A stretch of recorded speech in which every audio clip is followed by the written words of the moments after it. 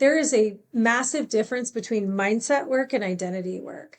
While we do mindset work, because mindset is the thoughts we think, the relationship that we have with something. Identity is the person thinking the thoughts. And so that is why we do identity work.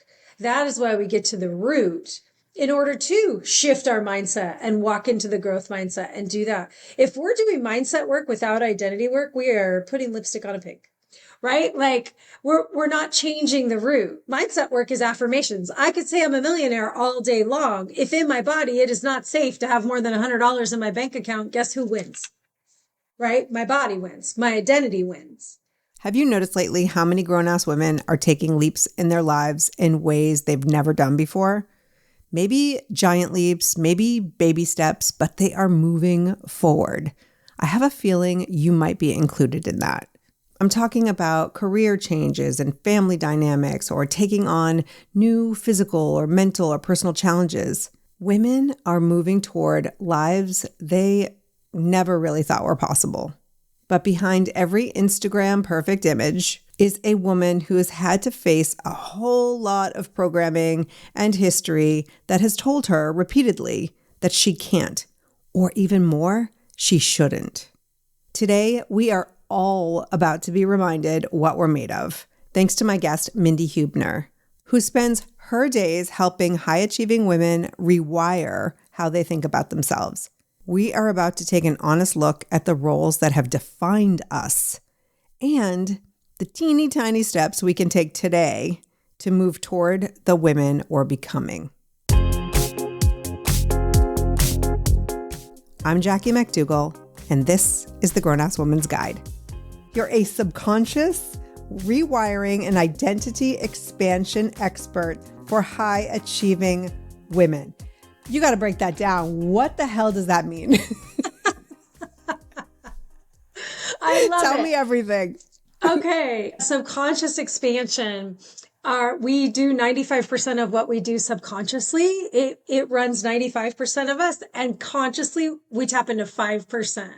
And so that means the work that I do is helping you expand who you are being subconsciously so that those automated ways of being are actually serving you, like tapping into the subconscious. So you're rewiring that program as opposed to it running you, right? Like we all know how we show up habitually automated, right? We drive somewhere. We don't even know how we got there. Like, oh my gosh, I'm here. I don't know what you're talking about. Exactly. Because this is what we do, right? We get up in the morning and make our coffee. Oh, that's me, right? Like we do this very regimented sort of things and we don't even have to think about it. Well, what we get to do is tap into your subconscious and your subconscious identity to expand it so that what's known and predictable and familiar isn't just your past. We shift that into who we want to be and we create more safety in the unknown, the unpredictable, so that we're creating a future. So that's the subconscious part. And then you said identity expansion, right? Subconscious rewiring, identity expansion. Yes. And so our identity is our repeated way of beingness. And this is when that becomes a box, when we're just, I'll use an example for me, right? When we're just Mindi, a runner, and then we get injured and we can't run, who the hell are we? Like, it's a problem when our identity becomes a box. When we're hitting on, all cylinders, we're cycling through identities, and ultimately we want our identity to expand so that I'm a runner and there's room for a whole lot more just in case I can't be a runner anymore and I'm not in some existential crisis, which actually really did happen to me very briefly many years ago. So you just speak to that so clearly. And you're also a mom. And I think, my audience isn't all moms, but I will say, including moms right now, grown-ass women, we're talking over 40, 50s, maybe even older, where I think everything is shifting. The identity, I'll speak for myself, the identity of being this advocate and this, warrior for my kids. And now they're like, you need to back the hell off. Chill out, and Mom. So, yeah, They actually don't say back the hell up. Their faces say it. Their outside face, I'll say. But no matter what this identity has been, like some people, it's their career. Yes. And that career is shifting. The job isn't the same, or there's just a lot of transitions going. So this is a two-part question. Number one, how healthy is it for us to put our identity in our roles? And then number two, if that's what we did, how do we redo it? Yes. Brilliant. Brilliant. So first, every identity is a role with a goal. Hands down. So I'm going to say that again. Every identity is a role with a goal. The air quotes problem comes in when we either get stuck in an identity. So being stuck in warrior mode, when your kids are saying, I don't need a warrior anymore, that's a problem, right? Like that's a problem. The other time that it becomes a problem is when we're in conflicting identities. And so while you know really well how to be a warrior mama, and you want to move into what would we call this next iteration? That's listener. Gross, but yeah. Gross, she says. Okay. So you know really well how to be warrior mama, and you have an idea how to be listener mama. Yeah. What's going to happen typically, these identities are going to conflict. You're going to do the identity cha-cha, and you're going to do 2 steps forward, 1 step back kind of a thing. And it's recognizing every identity is a role with a goal. They served you. Those identities served us until they don't anymore, or until it's time to de-identify and allow ourselves to come back to Jackie, Mindi, conscious being of choice. And if I need some warrior mama, like I can tap into her. Yeah. Yeah. And right now I'm mostly going to tap into listener mom. That's hard. And, you know, there are people who are caregivers for their elderly parents and they never considered themselves a caregiver. How does one shift into a new identity that maybe they need to put on for a little while? Okay, brilliant. So I heard you use the word need as well. Deep down, we all want choice. At least any woman I've ever encountered. Like truly, she doesn't want anybody to tell her, you need to do this. She wants to feel like she made the choice to do this, right? And so when we're talking need, it's essential, it's vital to embody this version of myself for this next time. Okay, well, what would she look like? And notice I'm putting her out here because this is something that and you were familiar with this because we did a really fun session together. Yes, we right? did. She's out here and current version of us is right here. And there is a gap right now because we're not her yet. There's lots of us that is her. However, she has some new ways of being, some new thoughts, some new beliefs, some new habits that are going to support her as she steps into a caregiver role more. And so really understanding what is in that gap, like how to cast votes towards that, knowing this next level version of us real intimately and granularly so that we can shorten that gap up as we embody her. And it's really asking when we're talking about hopes, dreams, schemes, the next thing that we want to attain, that's a beautiful place to ask why.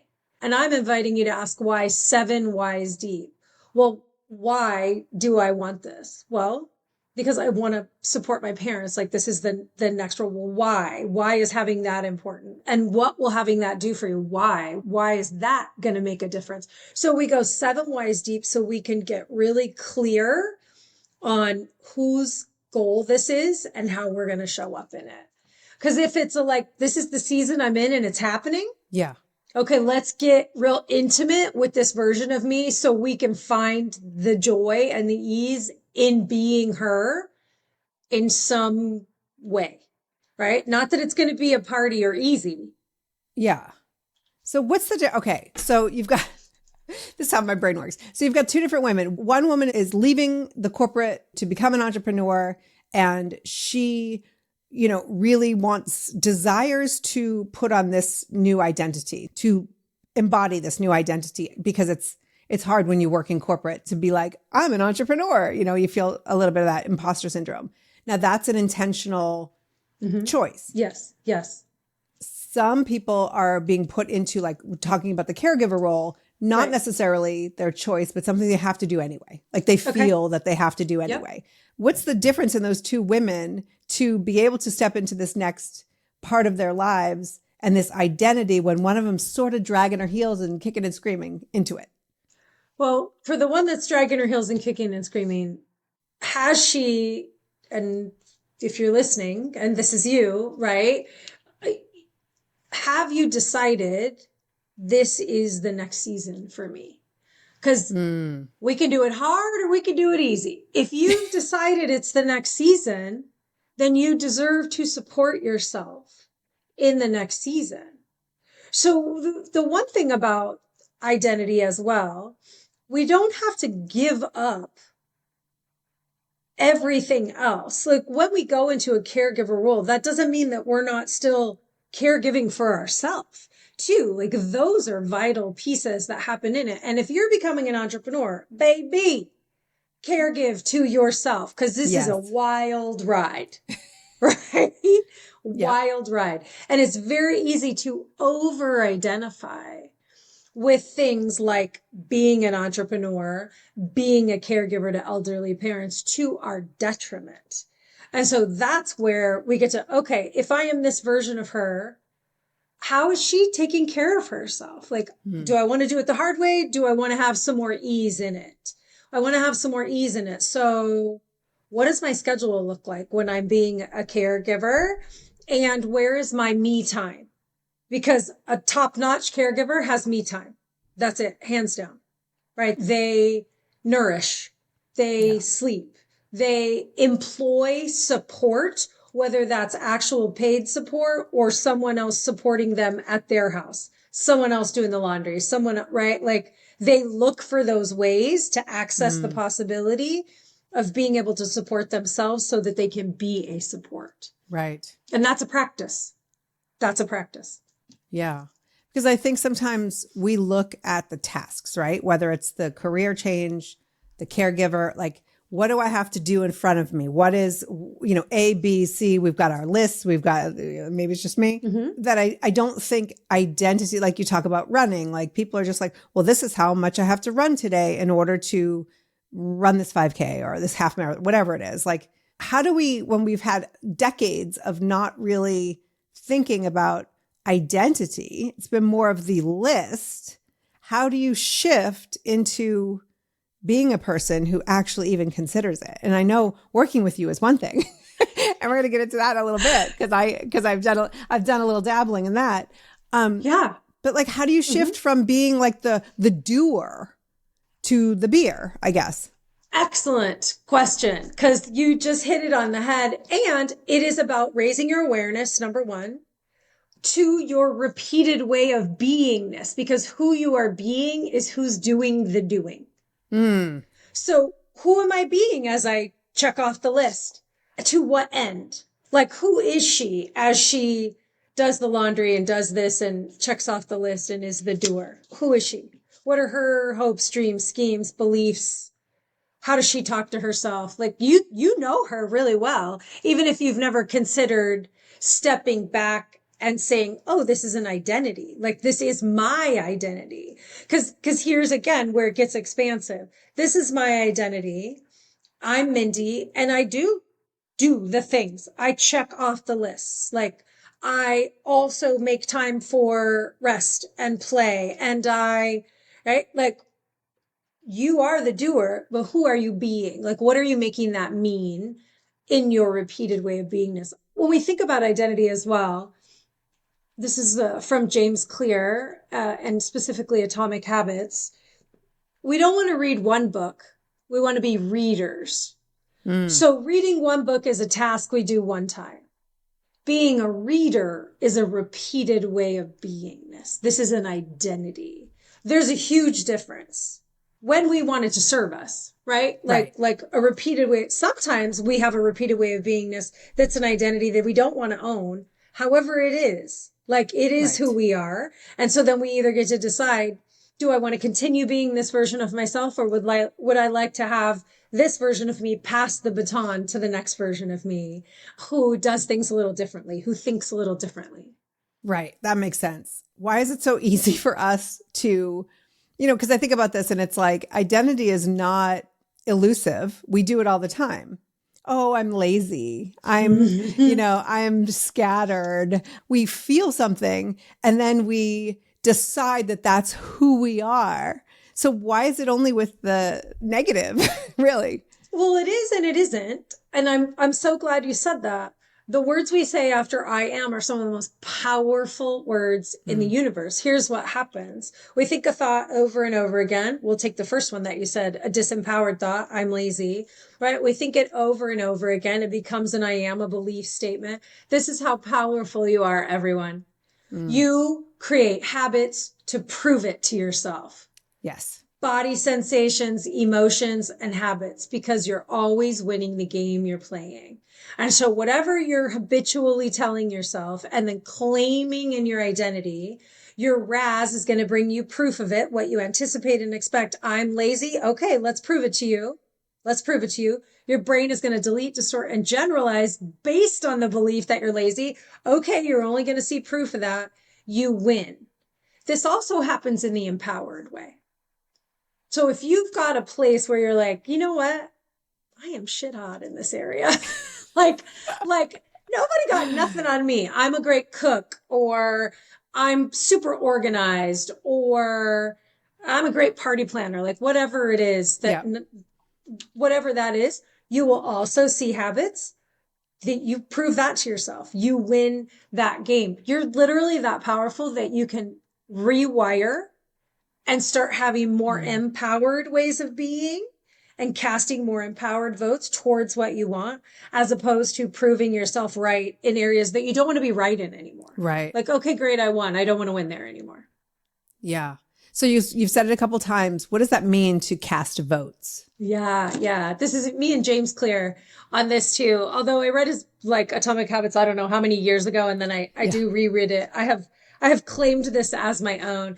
Casting a vote is a micro shift. Like we talked about this version of me, right? This, I call it 24 karat, your 24 karat identity. So this 24 karat version of you, and there's a gap between current me and her. It's not nearly as big as I think it is. And so when I know her super intimately, like granularly, and I know that she goes out to really bougie dinners with her friends and has sushi. You might know her too. Yes. I've met her. Then casting votes towards that version of me would look like making reservations with my friends, would look like, right, having really bougie dinners. That, and I'm just using that as an example. Yeah. But this version of me, she also gets X number of steps in a day. She drinks X number of water. She makes time to read for fun. So I can already cast votes towards being her right now, even though the whole point of her is she has goals that aren't me yet too. So maybe she's running a marathon. I have no desire to run a marathon, but let's use that as an example. I'm a half marathoner and that's it for me. Oh yeah, that's so slacking. I'm just saying. So let's say she's running a marathon. Current me and her, well, one of the gaps is that mileage, right? So what else do I know about her besides the fact that she runs, I don't know, 26 miles, 26.2 miles, while she nourishes herself. Okay, I can already be her, right? She knows how to nourish herself to serve herself on longer runs. She strength trains. Okay, I can be her, right? She goes out for paced runs. Okay, I can be her. That's all casting votes to shorten the gap between you and this next level version of you. I love that. So am I hearing it right that it doesn't require a complete overhaul? Correct. Of your life? Okay. Yes, and I guess it really depends on who she is. What I would invite is that you notice all the micro shifts, all the tiny votes that you can cast towards her, because it's the micro shifts that make the massive change. Everyone think to, New Year's, where this is this arbitrary date that everybody sets these huge resolutions. I'm going to the gym 7 days a week and I'm doing this and I'm doing that, right? And then the national quit day is I don't know, the 10th of January, something absurd like that. Right. That's because we can't. We are so tied into the predictable, the known, we call that safety, our subconscious, that when we try to make sweeping, massive change, we can muscle it for a tiny bit. We Mm. cannot outperform our subconscious identity. And so when we prove to ourselves that these micro votes are safe and that we can like create predictability in this new version of us and we can create knownness, we can stretch what is known to us, that's when we get the massive results. Mm. Yeah, because I think, Gen X specifically has been shaming ourselves into better habits for, a very long time. And I think about even, going to the gym for myself and like how difficult and inconsistent that was for a lot of my life. And now I find myself scrolling on, some people doom scroll. I pull up scroll and I like watch all these women who teach other women how to do their first pull up, and if you asked me 2 years ago, I'd be like, well, I don't want to watch that because that's not something I will ever be able to do. And because of that identity that I'm like, I'm stronger. I show up like the woman who could do pull-ups. It just feels much more attainable. And then I take the steps to actually getting there. I am no different from the person I was 2 years ago who said she couldn't do pull-ups. You think Yeah. differently and therefore Yes. you have different beliefs. And so you have expanded your identity. Your Right. RAS, which brings you in very basic terms, what you anticipate and expect, Mm. is now like because of your growth in this, like being strong and going to the gym and those things, you did that in micro shifts. Yeah. Now the access to possibility of being the woman who Mm. does a pull up, if not more, is you're seeing it even more. Right. This is you're always winning the game you're playing. Like your brain will bring you proof Yeah. every time. The access to possibility is like the best thing I've ever heard. It just sounds so good. So, okay, on your website, you say, because I was scrolling your website and getting all things Mindi, right? So you say on your site that women find themselves getting in their own way mentally and emotionally. Absolutely. We are all wrought with conditioning. Depending on your beliefs, maybe, past lives and generationally, definitely from this lifetime, from the moment we are born, conditioning as women, conditioning as Yeah. Gen Xers, massive conditioning, right? Every Yeah. generation has it. We have all this conditioning, what beauty is, what bodies are supposed to look like, what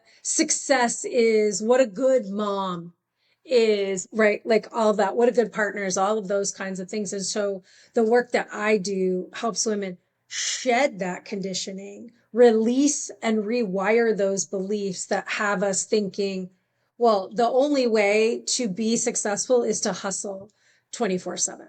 Like that's it. There's Mm-hmm. just hustling. I could sleep when I'm dead, right? Yeah. Like this is the caffeine and sugar. I'm going to live off that and I'm going to do this. This is the only way to be successful. That's not true. That is Mm. absolutely not true. And yet we are conditioned to Yeah. believe. I was conditioned to believe, and I'm not pointing any fingers at anyone, that rest was lazy. I Mm-hmm. believed that. I married a hustler as well who believed Mm. that. Mm-hmm. Right. And so Mm. then my Fun. work, my work became shedding that conditioning because it certainly wasn't serving me. I was in chronic burnout, but still going all the time, right? Still very successful, just exhausted at the same Mm-hmm. time. And had this moment of, okay, it doesn't have to be this way anymore. Wow, I'm shedding my own conditioning. Who do I get to be? How can I have more ease in this? How can I access more possibility to Mm. what I want? And so we shed the conditioning, emotional, like mentally and emotionally, the way that we are in our way. We've decided that the only way to show up is X. So some of us carry everything.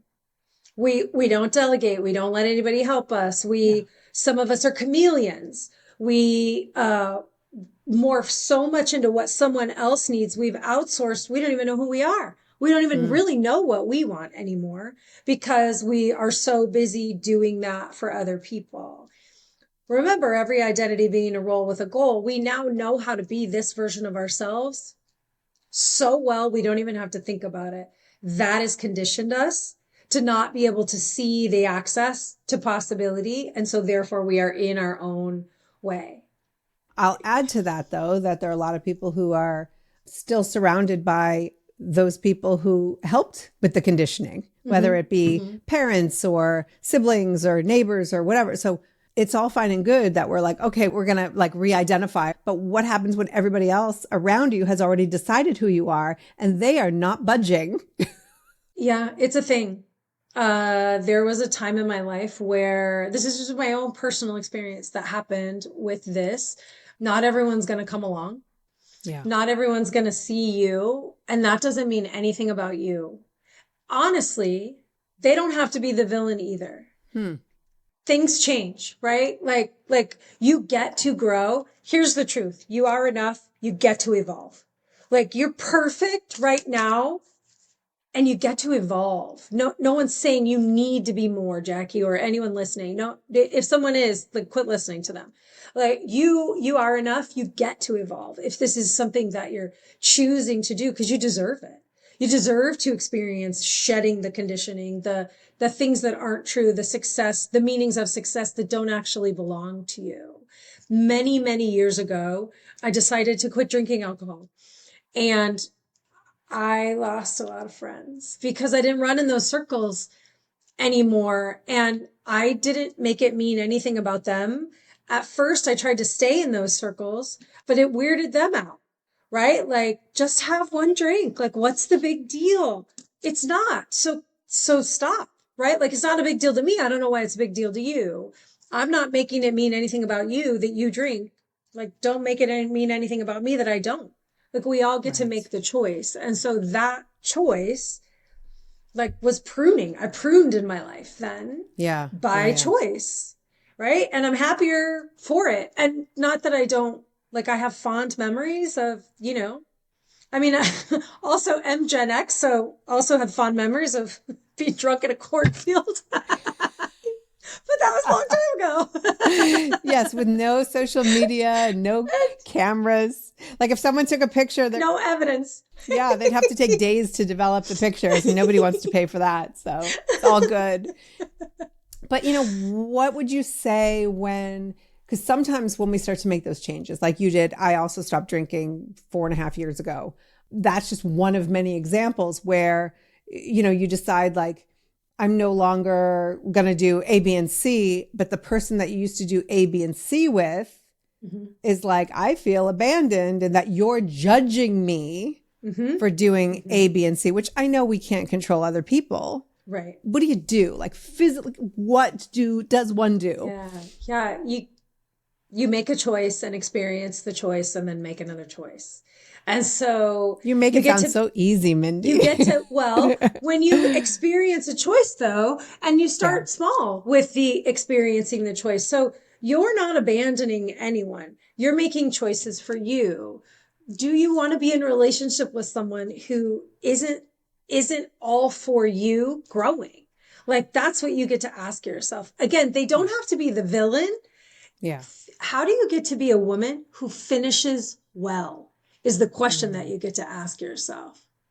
If you want to I love that. finish well, I really love this question. Like, I love this question so much. This is not like F you to whatever. You're not telling past you that did drink alcohol that she's bad or shameful. We're not doing any of that. I'm like, how do I finish this well? What would I like to feel like?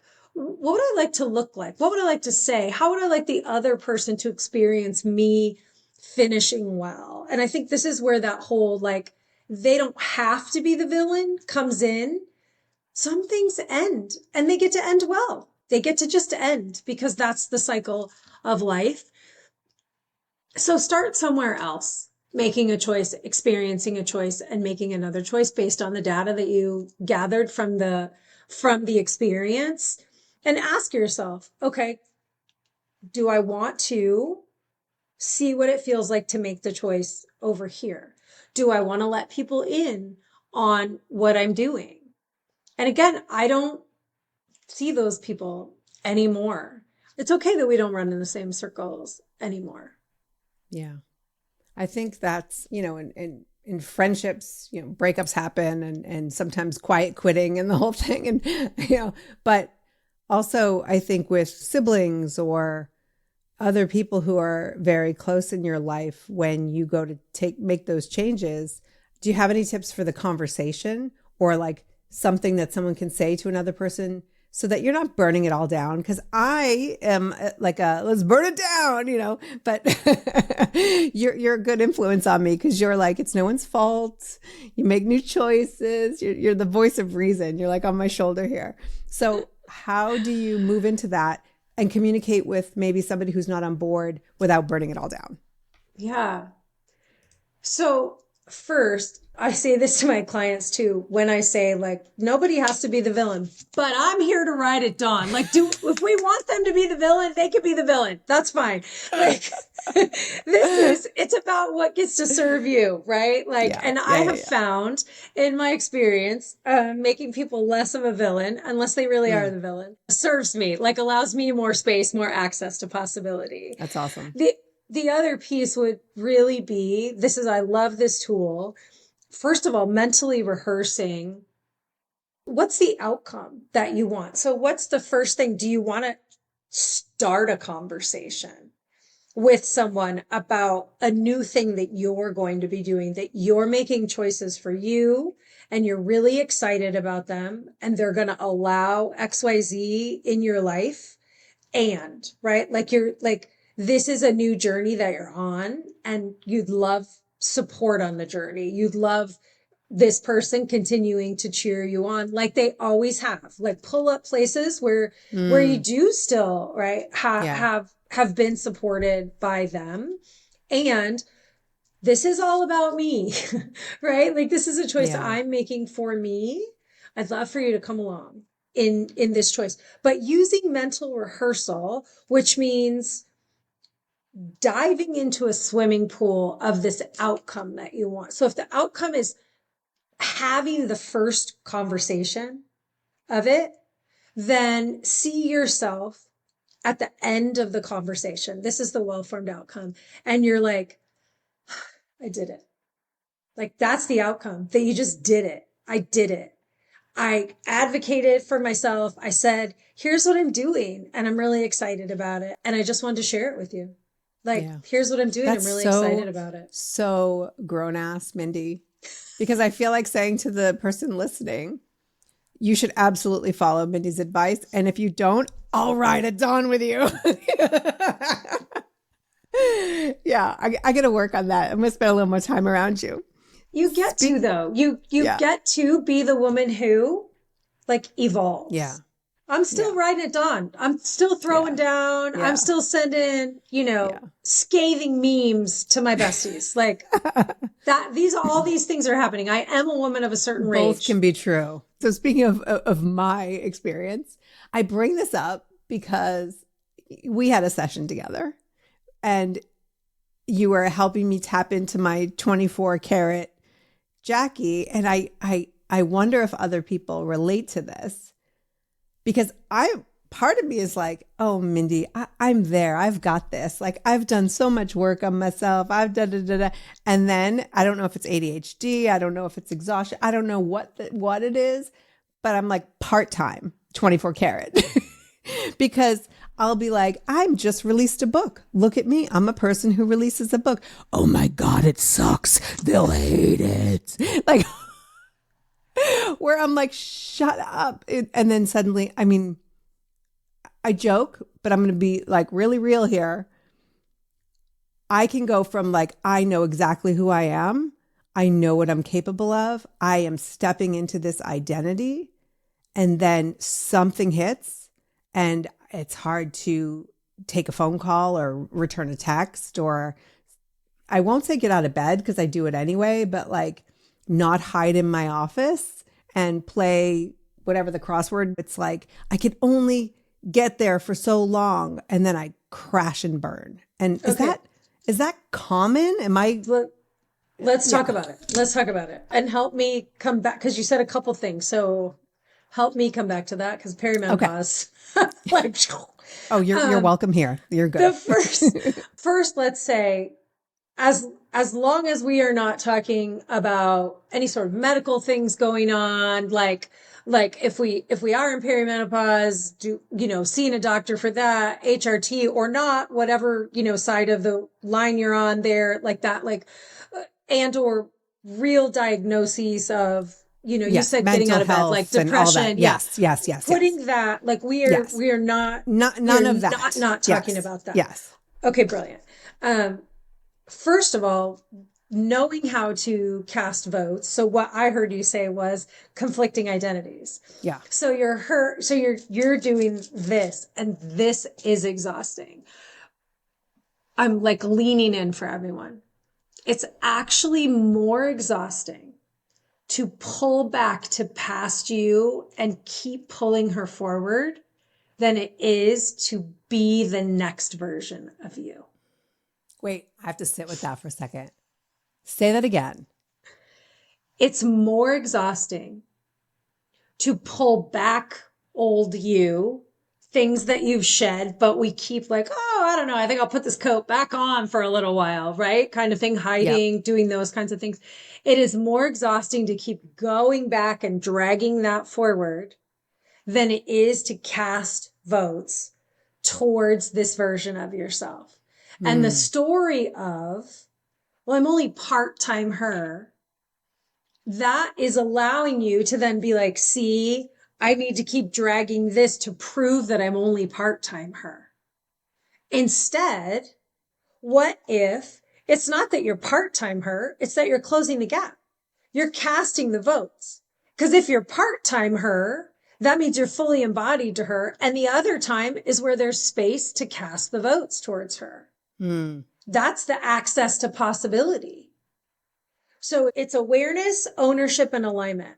None of us are always our 24 karat self all the time. Right. None of us are the very best version, sparkliest, kindest, blah, blah, blah, all the time. We're not, we're humans. And that gives us space to be human. So when we have awareness, we go, who am I being right now? This is very interesting. I'm hiding in my office. Who am I being? We take ownership. Oh, I'm being the woman who, and then you just, there's no shame, no guilt. We just own it. Like, oh, I'm being this version of myself, right? Like I've told myself it's easier to be past me, to hide, than it is to be who I'm evolving into. It's a story I've told myself. I'm not saying it's not a fact in your body, and it is a well-worn path when you think in your neural pathways. And so it's easier to go back to the well-worn path, easier to go back to the well-worn path, but you're like, pulling her forward. So we're awareness, we have awareness of it. Oh, we take ownership. Oh, yep, I'm being her. And then we go, okay, how can I move into alignment with who I'm becoming, who I really am? Because when we shed the conditioning, we become more authentic. We come home to our truest versions of ourselves every time we shed conditioning. And so we might answer that question with, oh, you know how I can do this? I can remind myself of XYZ. I can go outside and touch grass. I can say, I need a nap. Like alignment. Right. Right now I'm tired. And that's how I'm going to honor the moving into alignment is I'm going to take a nap. There's no wrong answer when we are moving toward what we want. It's when we keep going back. This is why we're exhausting ourselves. I'm just realizing as you're saying that I think a lot of it is the conditioning that's been back there, whether it's from myself or from others. And instead of putting on that heavy coat, and you tell me if this is, is there a world in which I say, when I put myself out there, I have waves of vulnerability. And that's just a fact. Like, I don't have to make that wave of vulnerability be that I suck. Ding, ding, ding, ding, ding. Am I doing it? Am I doing ding, it? Ding, ding, ding. We so often think about how quickly we give something meaning in our lives. so Yes. quickly. Anybody that's ever driven in a city, someone cuts us off almost immediately. We're like jerk, or we're I know flipping them exactly off, who they or are and what their motivations are. right? They are Yes. there to be the bane of your Yes. existence, Yes. like They set all out in the the things. morning to get in the way of my day. Yes. Exactly. Thank you. I'm glad we're on the same page. We give it so much meaning when in all reality, we have all cut someone off and we are not Yeah. jerks and out to just ruin someone's day and this, and that, and other. So we get to pause. This is another like, oh, who am I being right now? What am I making Mm, this mean? Because while I can't always control my first thought, I can absolutely control the second. yeah. So jerk. Oh, wait a minute here. Is this thought that this person's a jerk actually serving me? Like, Mm, does that feel very 24 karat right now? Cause I could think a better thought about that. Man, I hope nothing's distracting them. Man, I hope they're good. Like bless and release sort of thing. The meaning that we give to things and then never revisit. So let's go back to the vulnerability that you said. I put myself out there and then I get these waves of vulnerability. So in the past, you've decided possibly that means you suck. What if from now on, in the future, and next time, you allowed yourself to recognize, oh, I am going to experience some vulnerability because I'm creating some change. And mm, change is vulnerable. It doesn't mean I suck. It means I'm doing something different. It means I am stretching. It means I'm casting a vote to close that gap. And of course, that can feel vulnerable. It's not habitual, it's not completely known yet. We are so in the habit of being us. And what that makes us do is live in the predictable past over and over and over and over again. mm, And so we get to be willing to cast those micro votes because that's what feels safer, right? It's so much safer to cast a micro vote than to try to do sweeping change because then we right. just revert back. Like, nope, nope, nope. Right? That's no, Right. no, no, no. Yeah. Yeah, for sure. You talk about in the session that we had, the be, do, have versus have, do, Do be. be. Mm-hmm. I'm like, sounds like a song.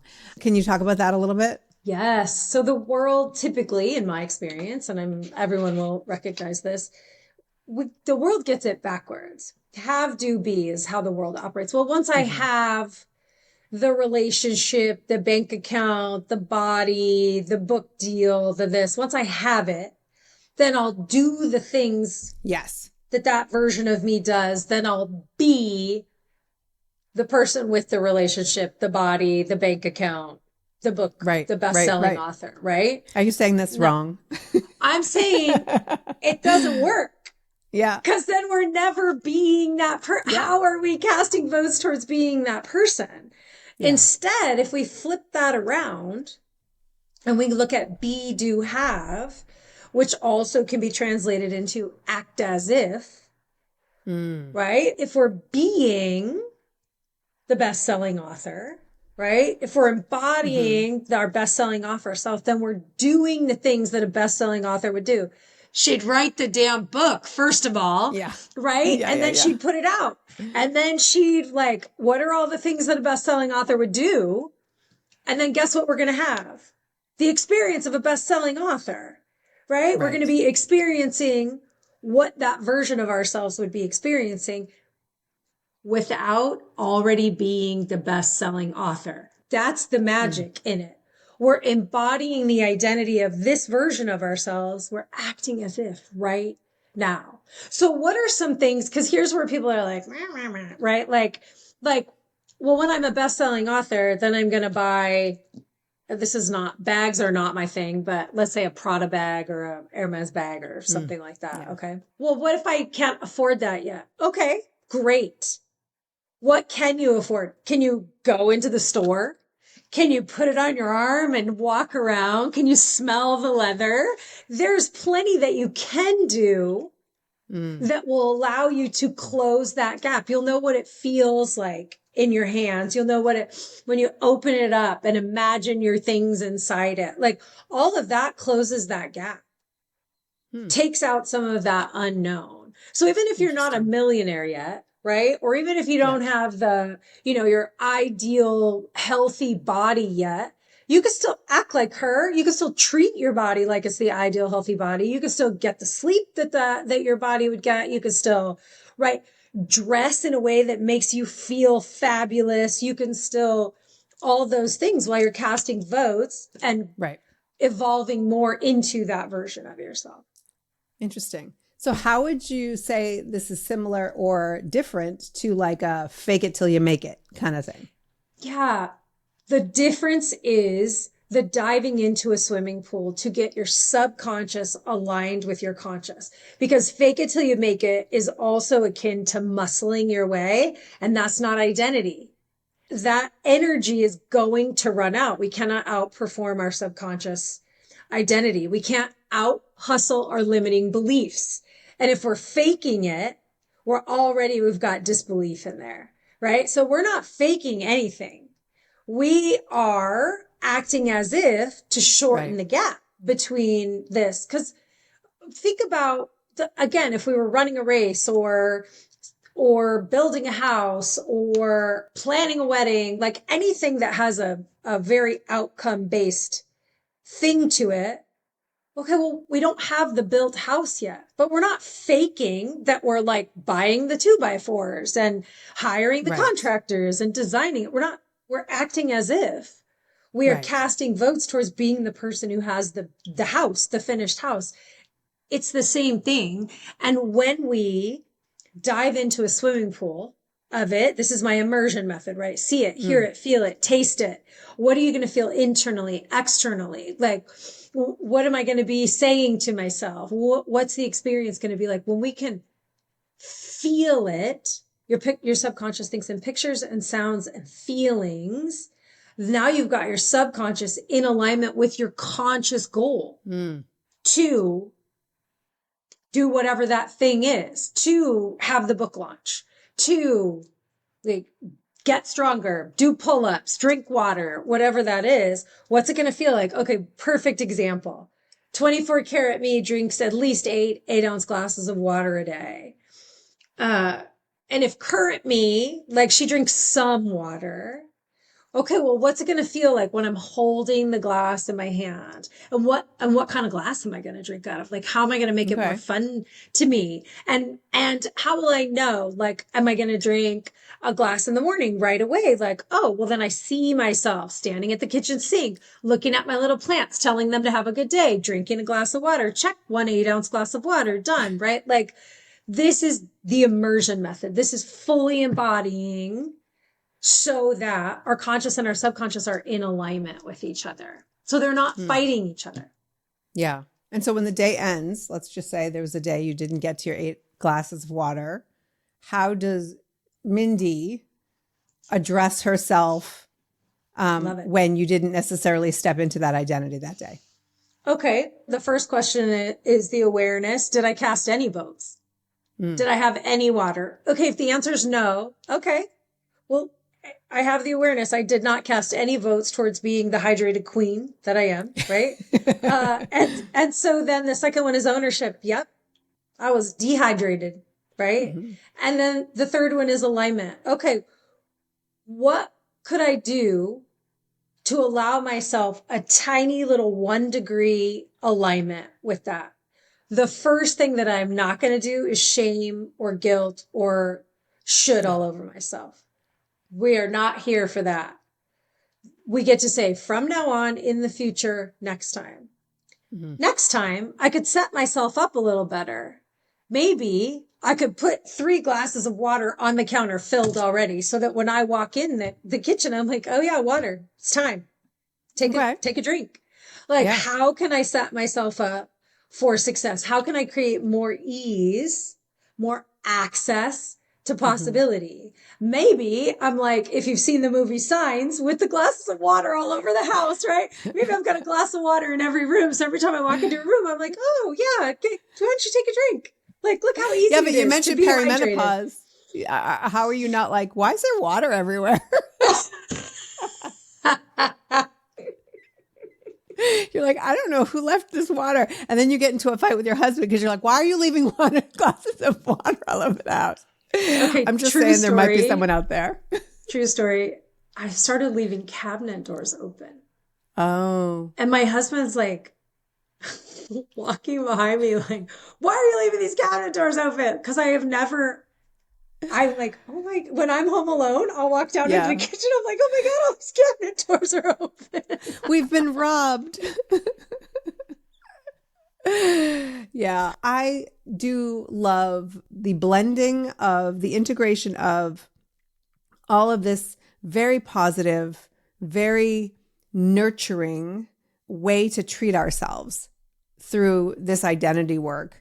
And I also love like the other side of the integration of like cutting yourself some slack, not shaming, not being that person who's like, you had 3 glasses of water. What's wrong with you? Why can't you do anything? I can't count on you. Like all of those things, because, I make jokes, but there are a lot of voices that we have heard as women since as long as we can remember, and parents do that, parents who are our generation, but also parents who raised us.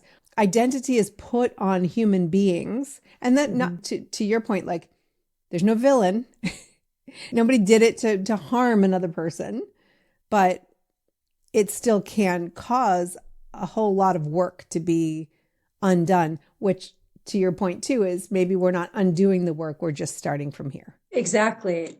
Here's the difference as well. One, I want to talk about why it's so easy to should ourselves, and we drank 3 glasses of water and yet we're like, that wasn't good enough. You didn't do what you said you're going to Yeah. do. Like first, why that is because your brain and your subconscious, they're not here for your success. They're here for your survival.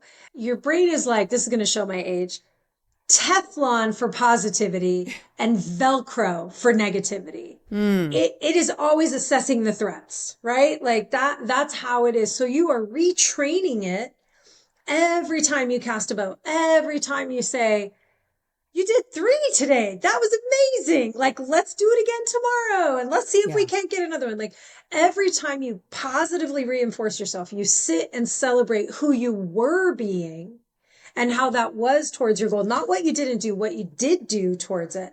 Every time you celebrate that, you train your brain, what fires and wires together, right? Like gets repeated. This gets to be a new way of being. So that's the first thing. Like, this is how we're wired, and we're rewiring in the direction of like celebrating, taking time to honor how we are showing up for ourselves, as opposed to getting stuck in the what we didn't do and who we're not being and all the ways that we're failing.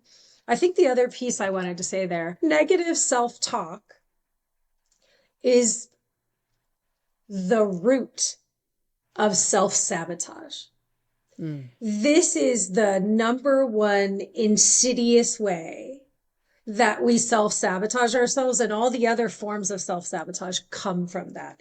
Now, self-sabotage is also self-protection, we think, right? We think it's protection, even if like, who do you think you are? Launching a book, right? Well, you're protecting yourself from somebody on the internet might say something, or things might not go exactly blah, blah, blah, right? Like all that kind of stuff.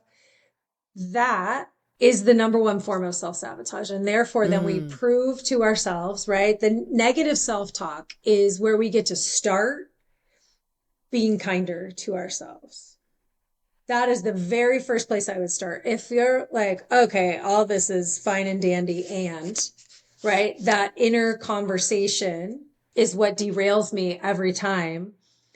If you can't think the first thought on your own, you can capture the second one, right? So if the first thought is, who do you think you are? The second one is, I am me. Look at all the ways that I am showing up for myself. And I get to show up for myself, even if it feels a little vulnerable. It doesn't go exactly the way I want it.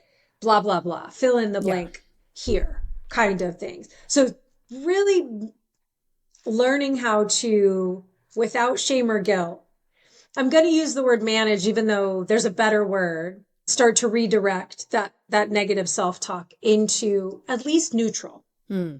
At least neutral talk, so that you can then move towards something more empowered.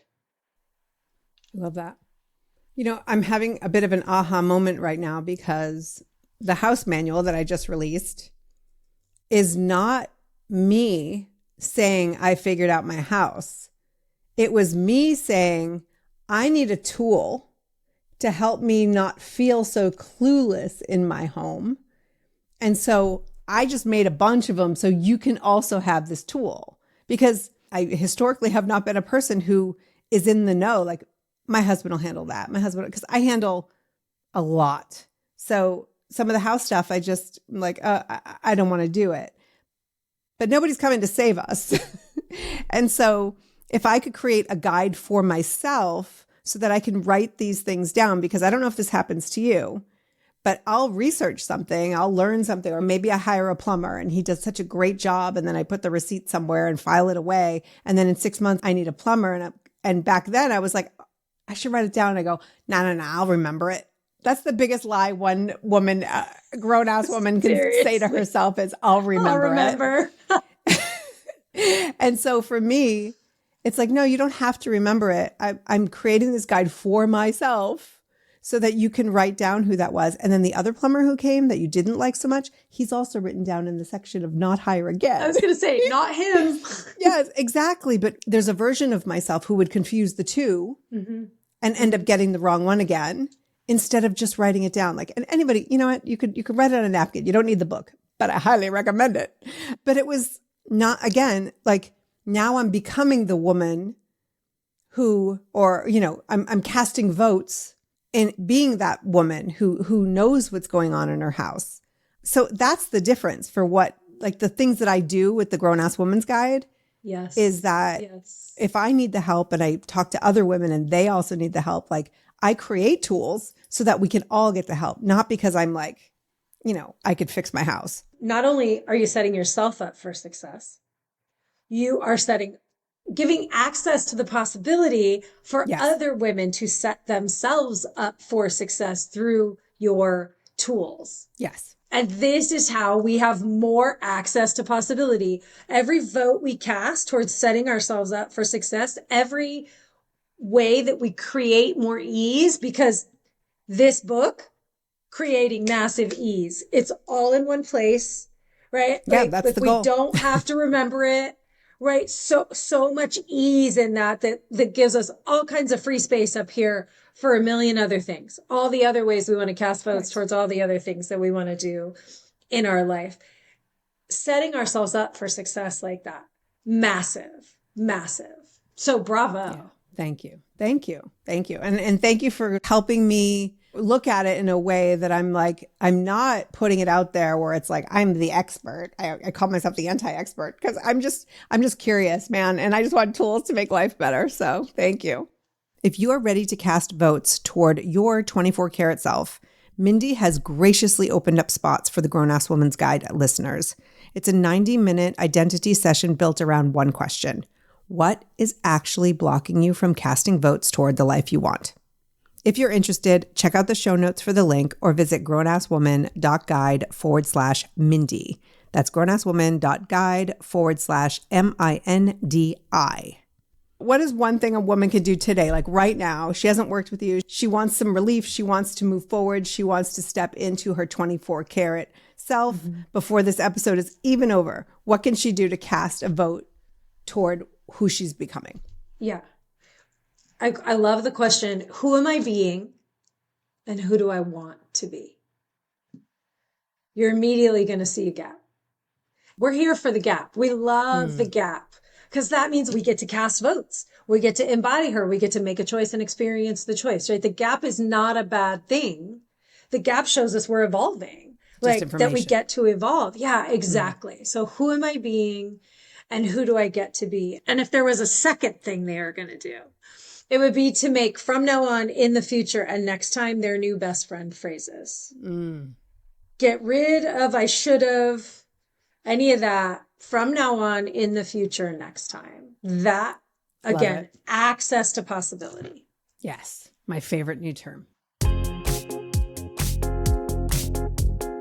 I talk a lot about being a grown-ass woman, and like identity work, it is a practice. No one wakes up feeling grown-ass and badass all the time. I definitely don't. But when we are open to learning and growing, and most importantly, leaning on each other when we need it, it is so much easier to remember who the hell we are and what we're capable of. I'm Jackie McDougall, and this is the Grown-Ass Woman's Guide. Thank you so much for listening. If this episode hit home, here's one micro vote you can cast right now. Follow the show wherever you're listening and leave a quick rating or review. And also send this episode to a friend who's ready to meet her 24-karat self. That's how grown-ass women find us. Until next time, you are a grown-ass woman. Act accordingly.